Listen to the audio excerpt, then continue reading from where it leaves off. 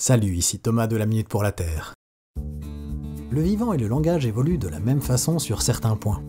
Un groupe se sépare en deux et au fil du temps, de petits changements apparaissent dans les traits génétiques des individus et sur certains mots.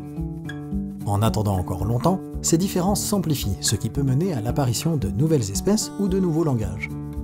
Ainsi, en étudiant les similitudes entre des espèces ou des langages différents, on peut remonter à leur origine et dessiner leur arbre généalogique. Sauf que des fois, ces similitudes peuvent nous induire en erreur. Prenez par exemple les deux mots très similaires émoticône et emoji. Ils décrivent tous deux des choses similaires, donc on pourrait penser qu'ils ont une origine commune. Mais émoticône vient de l'anglais pour émotion et icône, alors que le mot emoji est une combinaison des mots japonais désignant une image et un personnage. Il n'y a donc pas de parenté entre l'anglais et le japonais sur ce terme, malgré ce que leur similitude pourrait suggérer.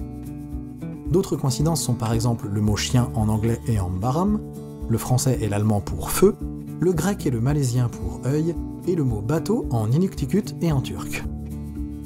De la même manière, des similitudes biologiques peuvent nous faire fausse route. Par exemple, les biologistes ont longtemps cru que ces deux oiseaux proviennent d'espèces à la parenté très forte. Mais des tests ADN plus récents montrent qu'ils ne sont même pas sur la même branche phylogénétique, et qu'ils pourraient avoir moins de parenté que les pingouins avec les flamants roses.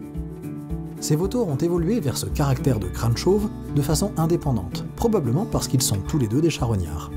De façon semblable, ces deux rongeurs se ressemblent tellement qu'on les a tous les deux appelés porc-épic, alors qu'en fait l'un d'entre eux est plutôt lié au très soyeux chinchilla, alors que l'autre est plus proche parent du très nu ratopnu.